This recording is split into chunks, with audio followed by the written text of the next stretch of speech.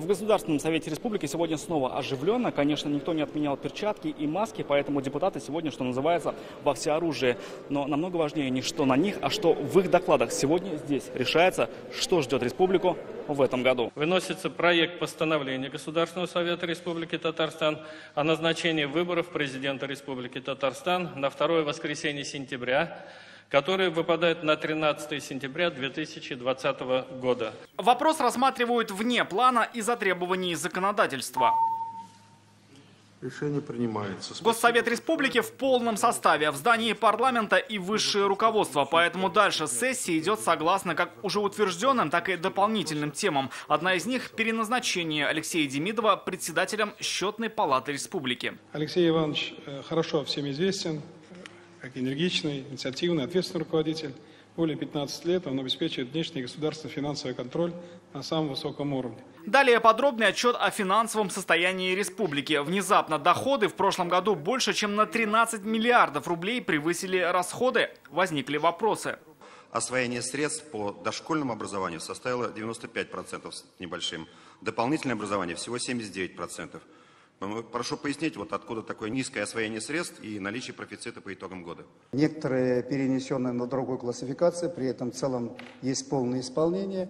Во-вторых, есть часть средств, которые перешли на 2020 год, и освоение произошло в этом году.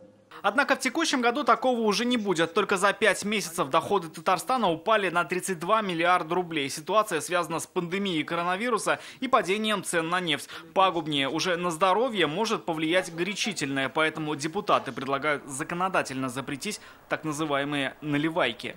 Если этого не сделать, сейчас в многоквартирные дома вернутся более 150 рюмочных, которые прекратили свою деятельность в 2015 году. Речь о барах и рюмочных, стихийно открывающихся в жилых домах. И страдают от этого живущие в них люди. Граждане непосредственно присылают нам информацию, когда время не соответствует продаже. И они выходят с инициативой о том, чтобы пресечь незаконную торговлю. Закон принят в первом чтении с учетом доработок. Доработок, по мнению парламентариев, требуют и федеральные законы по аварийщикам. Сейчас им предлагают из ветхих домов переселяться в высотки. Не везде эта схема подходит. Для примера возьмем небольшой населенный пункт, пусть будет Актаныш. Вообще совершенно неважно какой.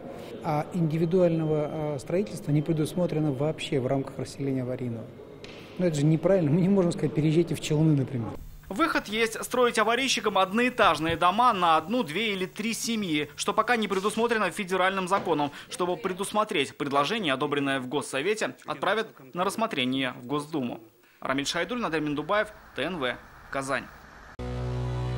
Наша рука помощи вашему бизнесу. Антикризисные предложения. Телефон 843 5 705 100. Көтелмәгән кунак көттөреп кенә интернет челтәрләренә дә килеп җитте. Хәзер бу фильмның барлык серияларын ТНВ.ру сайтында карап була.